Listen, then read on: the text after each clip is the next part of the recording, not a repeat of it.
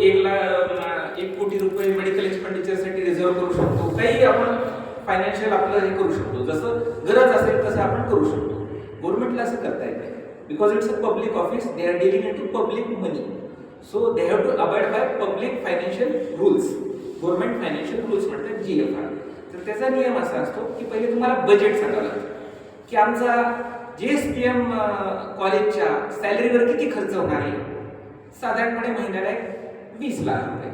20 लाख गुणिले 12, 2,40,00,000 रुपये आपल्याला सॅलरीसाठी सांगावं लागतं की एवढ्या एवढा एक्सपेंडिचर आम्ही सॅलरीसाठी रिझर्व्ह केलेलं आहे. स्टेशनरीसाठी असंच समजा 20 लाख रुपये वर्षाला स्टेशनरी खर्च येत असेल तो, तर हे सगळं बजेट जे मांडल्या जातं ते ह्याच्यामध्ये मांडल्या जातं. ह्याच्यामध्ये डिटेल्स जे येतात त्याच्यामध्ये हे सगळं हे असतं. मग रुपया कसा आला कसा गेला तुम्हाला सांगतात त्याच्यामध्ये. तर हे बजेटरी ॲलोकेशन्स हे ह्याच्यामध्ये गव्हर्नमेंट सांगतं. ह्याच्यानंतर हा लोकसभेतून जो आहे हा फायनान्स बिल हा राज्यसभेत जातो. राज्यसभेत लोकसभेत यावर चर्चा होते, काही अमेंडमेंट सुचवण्यात येतात सदस्याकडनं, त्या कायद्यामध्ये टाकण्यात येतात आणि मग फायनल त्याचं जे आहे की तो सहीसाठी राष्ट्रपतींकडे जातो. राष्ट्रपती त्याच्यावर सही करतात आणि सही केल्यानंतर तो बनतो फायनान्स ऍक्ट 26. ठीक आहे. Then it becomes a statutory binding on government of India as well as on the citizens of the India. ठीक आहे.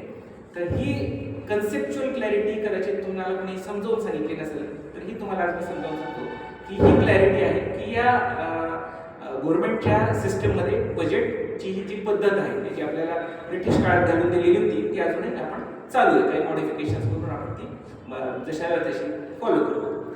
एखाद्या गोष्टीला बजेट नसेल म्हणजे जर ॲलोकेट केलं नसेल तर त्यावर खर्च शासनाला करता येत नाही आणि करायचं असेल तर त्याला काही स्पेशल परमिशन्स आहेत त्या घेऊनच त्या गोष्टीत करावं लागतं. अचानक कारगिल वॉर आली आणि शूटसाठी पैसा नाही, ॲलोकेटच केलेलं नाही, त्यावेळेस राहून गेला आणि तिथं जर बर्फाच्छादित प्रदेशात जायचंय तर त्यावेळेस काय करायचं, तर त्यावेळेस ते एक्सपोज फॅक्टो परमिशन काही गोष्टी आहेत त्याच्यामध्ये काही प्रोव्हिजन्स आहेत त्यानुसार ते करतात आणि मग पुढे ती कारभार चालतो. तर अशा पद्धतीने ही शासनाचा व्यवहार चालतो. आता याच्यामध्ये पार्ट ए जो आहे मी सांगितलं की डेव्हलपमेंट, जो बजेटरी ॲलोकेशन्स, इंडस्ट्रियल डेव्हलपमेंट, ह्या गोष्टीवर ते इंडस्ट्रियल पॉलिसीज ह्या विषयावर फायनान्स मिनिस्टर बोलतात. त्याच्यामधला पार्ट बी जो असतो तो पार्ट बी असतो टॅक्सेशन विषयी. टॅक्सेशन हे दरवर्षी बदलतं. आपल्याकडे 2 प्रकारचे टॅक्स आहेत, एक डायरेक्ट टॅक्स आणि दुसरा आहे इनडायरेक्ट टॅक्स. डायरेक्ट टॅक्स म्हणजे काय, इन्कम टॅक्स, की तुमच्या उत्पन्नावर डायरेक्टली तुम्हाला द्यावं लागतं. समजा सॅलरी कॉलेजची सॅलरी आपल्याला साधारणपणे 15 लाख रुपये आहे. आता 12 लाखापर्यंत एक्झाम म्हणून 15 लाख, तर पहिले 12 लाख जे काय असेल एक्झाम असेल आणि त्याच्यानंतर उरलेले 3 लाखावर आपल्या खिशातून म्हणजे प्राध्यापकांच्या खिशातून जो टॅक्स जातो त्याला म्हणतात इन्कम टॅक्स. दुसरा आहे इनडायरेक्ट टॅक्स म्हणजे GST. आपल्याला माहित असलेला GST हा त्या प्रोप्रायटरच्या खिशातून जातो. समजा तुम्ही एक दुकान रन करताय तर तुम्ही काय करता, कस्टमरकडनं GST कलेक्ट करता आणि शासनाला पे करता. So your job is of a collector without IAS. ठीक आहे. IAS ची डिग्री घेण्याची गरज नाही, पण कलेक्टरचा जॉब. एक शॉपकीपर जो GST रजिस्ट्रेशन करतो तो कलेक्टर असतो. ठीक आहे. तो काय करतो, रेव्हेन्यू. कलेक्टरचा जॉब काय, रेव्हेन्यू कलेक्ट करणं आणि शासनाला भरणं. ठीक आहे. तर तो जॉब कोण करतो, तो शॉपकीपर. तो खिशातून पैसे भरतो का GSTचे, नाही जरा माझ्याकडे जास्त उत्पन्न झाले भरतो, तसं नाही. जेवढा कलेक्ट केला तेवढा त्याला भरावा लागतो. त्याच्यातून त्याला सेट ऑफ मिळतो, परचेसवरचा सेट ऑफ मिळतो आणि सेल्सवर टॅक्स असतो. त्याच्यामुळे व्हॅल्यू ॲडेड जेवढं करतो सर्व्हिसेसचं त्याच्यावरच इनडायरेक्टली त्याला टॅक्स लागतो. अशी GSTची रचना. ती सुद्धा पूर्वीच्या काळामध्ये म्हणजे before this government came in to place, new Modi government came in to place, अनेक इनडायरेक्ट टॅक्सेस होते. त्याच्यामध्ये राज्य सरकार हे गुड्सवर टॅक्स कलेक्ट करायचं, त्याला म्हणायचं व्हॅट. ठीक आहे.